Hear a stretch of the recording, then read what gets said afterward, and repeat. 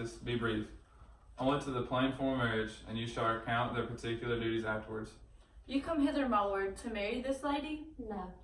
To be married to her, friar, you come to marry her. Lady, you come hither to be married to this count? I do. If either of you know any inward impediment, why should you not be conjoined? I charge you on your souls to utter it. Know of any, hero? None, my lord. Know you any, count? I dare make his answer none. Oh, what men dare do, what men may do, what men daily do, not knowing what they do. How now, interjections? Why then, some be of laughing. Stand me, by friar, father, by your leave. Will you with free and unconstrained soul give me this maid, your daughter?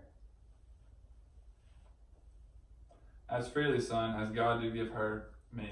And what have I give you back, whose worth may counterpoise this rich and precious gift? Nothing unless you render her again. Sweet prince, you learn me noble thankfulness. There, Leonardo, take her back again. Give not this rotten orange to your friend, she's but the sign and semblance of her honor. Behold how like a maid she blushes here. Oh, what authority and show of truth can cunning sin cover itself withal?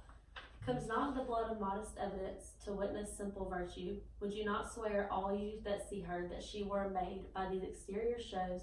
But she is none, she knows the heat of a luxurious bed. Her blush is guiltiness, not modesty. What do you mean, my lord? Not to be married, not to knit my soul to an approved wanton. Dear my lord, if you, in your own proof, have vanquished the resistance of her youth, and made defeat of her virginity. I know what you would say. If I have known her, you will say she did embrace me as a husband, and so extenuate the forehand sin. No, Leonardo, I never tempted her with a word too large, but as a brother to her sister, showed bashful sincerity and comely love.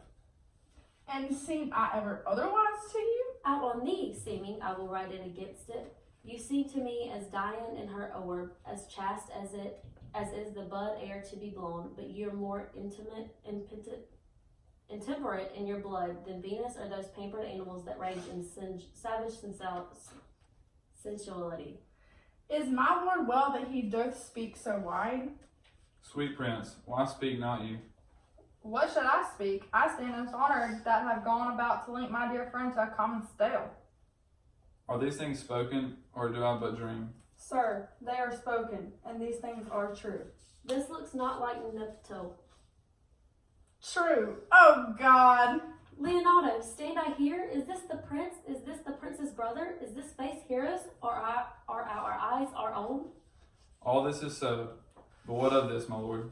Let me but move one question to your daughter, and by the fatherly and kindly power that you have in her, bid her answer truly. I charge thee do so, as thou art my child. Oh God, defend me. How am I beset? What kind of casticizing call you this? To make your answer truly to your name. Is it not Hero who can blot that name with any just reproach? Mary, that can hero. Hero itself can blot out hero's virtue. What man was he talked with you yesternight? Out at your window betwixt 12 and 1. Now if you are a maid, answer to this. I talked with no man at that hour, my lord.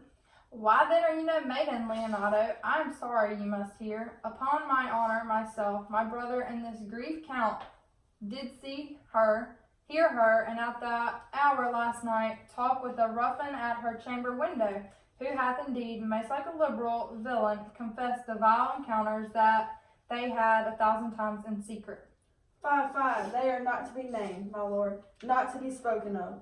There is not chastity enough in language, without offense, to utter them. Thus, pretty lady, I am sorry for thy much misgovernment.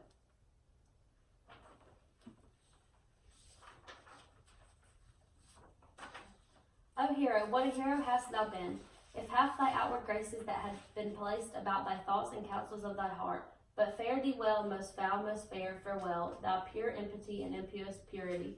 For thee I'll lock up all the gates of love, and on my eyelids shall conjecture hang, to turn all beauty into thoughts of harm, and never shall it be more gracious. Hath no man's dagger here a point for me? Why now how, cousin? Wherefore sink you down? Come, let us go. These things come thus to light. Smother her spirits up.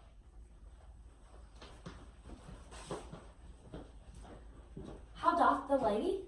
Dead, I think. Help, uncle. Hero. Why hero? Uncle. Senor Benedict. Friar. O fate, take not away thy heavy hand. Death is the fairest cover for her shame, that may be wished for her. How now, cousin Hero? Have comfort, lady. Doest thou look up? Yeah, wherefore should she not? Wherefore?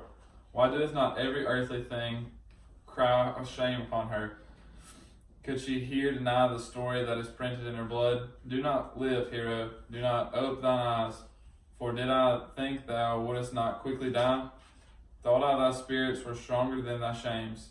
Myself would, on the reward of reproaches, strike at thy life. Grieved I had but one. Chid I for that frugal nature's frame. Oh, one too much by thee. Why had I one? Why ever wast thou lovely in my eyes? Why had I not with charitable hand took up a beggar's issue at my gates, who smirched thus and smeared with infamy? I might have said, no part of it is mine. The shame derives itself from unknown loins. But mine, and mine I loved, and mine I praised, and mine that I was proud on, mine so much that I myself was to myself not mine. Valuing of her, why she is fallen into a pit of ink, that the wide sea hath drops too few to wash her clean again, and salt too little which may season give to her foul-stained flesh. Sir, be patient. For my part, I am so tired and wonder I know what not to say.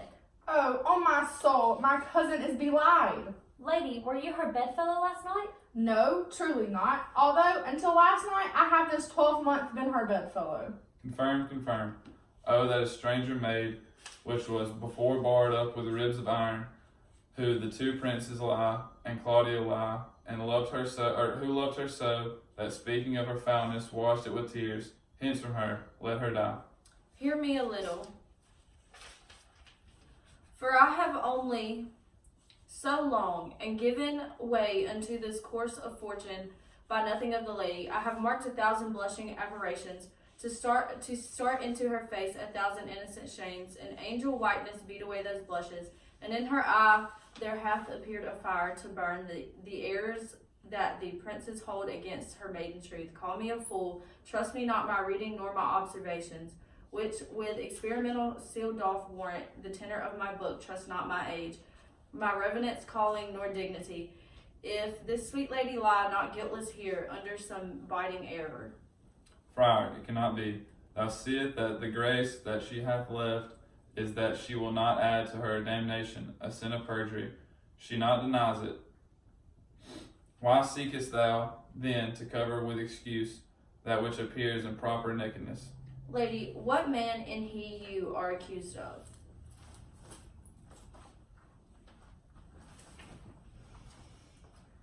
They know that do accuse me, I know none. If I know more of any man alive than that which maiden modesty doth warrant, let all my sins lack mercy. O my father, prove you that any man with me converse at hours unmeet, or that I yesternight maintain the change of words with any creature, refuse me, hate me, torture me to death. There is some strange misprision in the princes. Two of them have the very bent of honor, and if their wisdoms be misled in this, the practice of it lives in John the Bastard, whose spirits toil in frame of villainy. I know not if they speak the truth of her. These hands shall tear her if they wrong her honor. The proudest of them shall hear of it. Time hath not yet so dried this blood of mine, nor age so eat up my invention, nor fortune made such havoc of my means, nor my bad life reft me so much of friends, but thou shalt find awakened in such a kind both strength of limb and policy of mind, ability and means and choice of friends, to acquit me of them thoroughly. Pause a while, and let me counsel sway you in this case. Your daughter here, the princess left her dead. Let her a while be secretly kept in, and publish it that she is dead indeed. Maintain a mourning ostentation, and on your family's old monument hang mournful epitaphs, and do all rites that appertain unto burial. What shall become of this? What will this do? Mary, this well-carried shout on her behalf, change slander to remorse, that is some good. But not for that I dream on this strange course, but on this travail look for greater birth. She dying as it must be so maintained, upon the instant that she was accused, shall be laminated, pitied, and excused of every hearer. So it so falls out that what we have we prize not to the worth. Whilst we enjoy just being lacked and lost, why then we rack value, then we find the virtue that the possession that we show us while it was ours. So will it fare with Claudio when he shall hear died upon his words? The idea of her life shall sweetly creep into his study of imagination, and every lonely organ of her life shall come apparelled in more precious habit, more moving, delicate, more full of life, into the eye of the prophet and his soul, than when she lived indeed. Then shall he mourn if ever love had interest his liver, and wish he had not so accused her. No, though he thought the accusation true. Let this be so, and we doubt not but success will fashion the event in better shape than I can lay it down in likelihood. But if all aim but this levelled false, the suspicion of the lady's death will quench the wonder of her infamy. And if it sort not well, you may conceal her, as best befits her wounded reputation, in some reclusive and religious life, out of all eyes, tongues, minds, and injuries. Signor Leonardo, let the friar advise you, and though you know my inwardness and love is very much unto the prince and Claudio, yet by mine honor I will deal in this as secretly and justly as your soul should with your body. Being thy flowing grief, the smallest twine may lead me. 'Tis well consented, presently away, for strange sores strangely they strain the cure. Come, lady, die to live. This wedding day perhaps is prolonged. Have patience and endure.